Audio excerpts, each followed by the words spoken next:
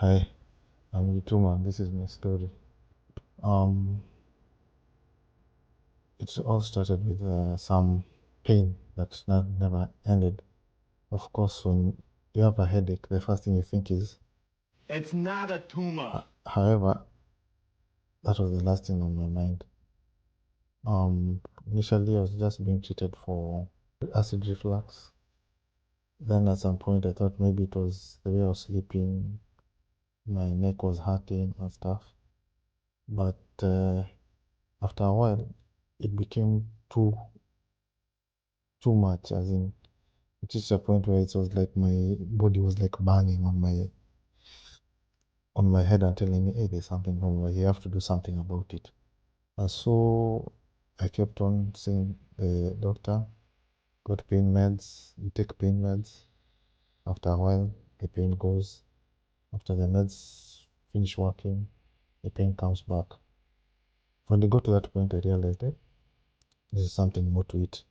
So one day I was just lying there in the sitting room on the couch, and I said, this time we have to go to see the doctor, we have to go to hospital, to take you uh to the ER. So of course we get there, the usual tests and stuff, and asked questions, how did this all start? Where are you in all this?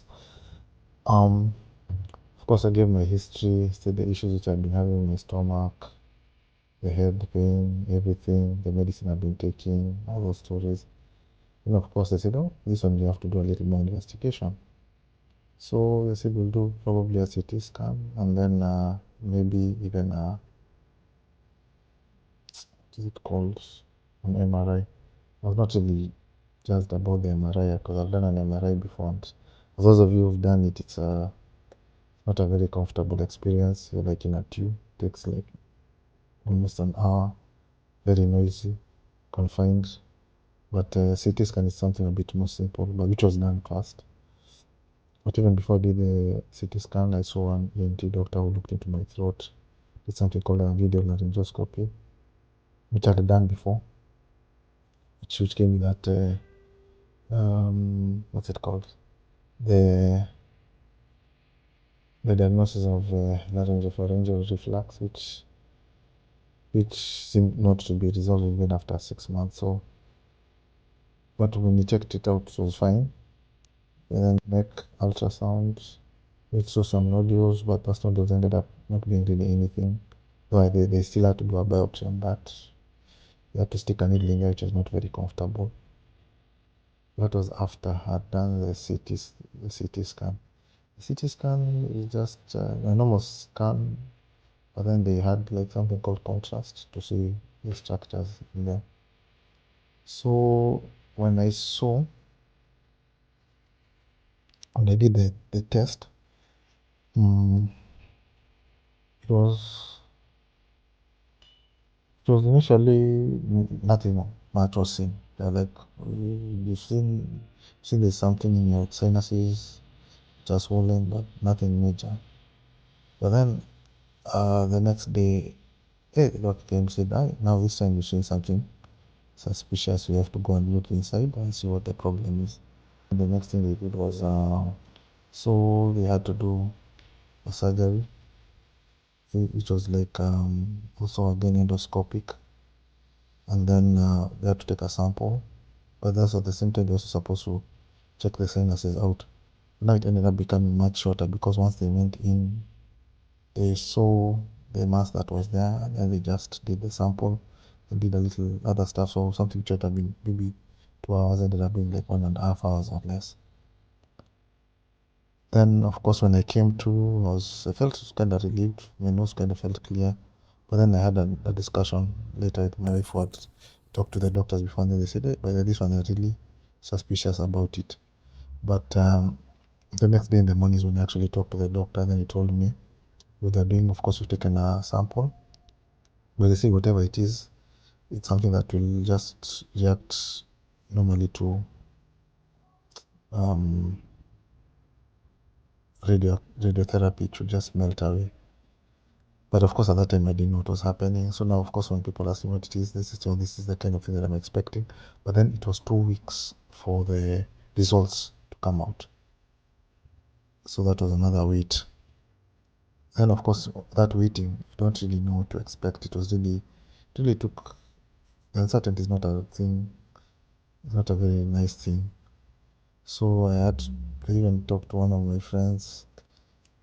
I just told them what was happening, and then weirdly enough, they told me they'd actually had some similar kind of experience with a lamp or something, and then they had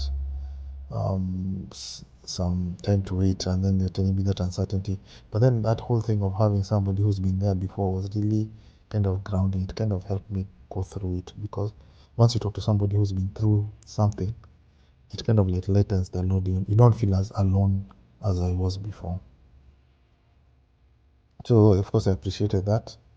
However, like a week later, I got a call, because even the doctor who was initially said they'll talk and see whether they can get it done faster.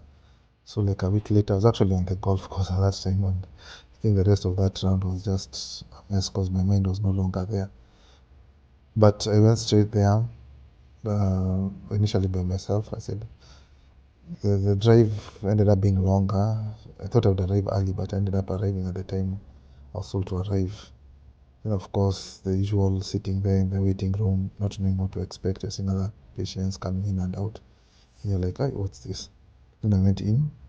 The doctor told me, okay, here I have the report for the biopsy. So when I did the biopsy report, just like I read it, and then he said, okay, so now you can see the conclusion that they have. They found that it's actually, the tumor is malignant. And so now, of course, it started going to a whole process of how I'll process the news and everything. But initially, I was like, is this benign or malignant? And then it's written there malignant. But in my mind, I'm like, I can't really believe it. So I'm even asking and trying to find out. And of course, it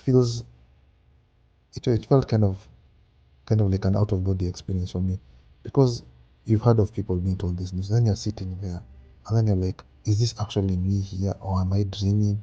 Is this real? It's like everything just comes and like, no, it can't be real. And then he gave me a nice talk, told me this news, it depends on how you take it, but there are different things you have to consider about treatment, whether you actually want to take the treatment, the kind of support system you have, the kind of faith system you have, and all these things. So there are a lot of things to consider. So that's basically it. Uh, but it was kind of give me a little more context and a little more things to think about. It's not just a disease; it's a whole thing about how your life and it's like basically starting a new chapter of your life. So that was it. Then when I went out now to finish the whole prescription they're giving me for painkillers and stuff, as I was waiting out there, at some point I went to the bathroom, and then it just broke me. The tears just came out. I couldn't believe what was happening. Even after I talked to my wife, she was not believing. She said, let me just come and pick you up, because there's no way I could go home like that. So it took me a while even before I could start talking to people. Went to the car, tried to process the news, and then I started making calls to family, some friends. But it was a hard thing. I reached a point where I couldn't even talk. I just said I'll just text. Yeah. So that was the one, how the news came to me. Then of course now the news comes, now the next thing is the diagnosis. I got the initial diagnosis, but now we have to find out the extent of the disease, because it is there. The tumor is there, but how far has it gone? What options do I have? How do I treat it? Yeah. So I was given a contact of an oncologist and told to call the oncologist and get an appointment, which I managed to get like almost immediately that same day, but it was a couple of days later. And that was now when the journey actually started in earnest.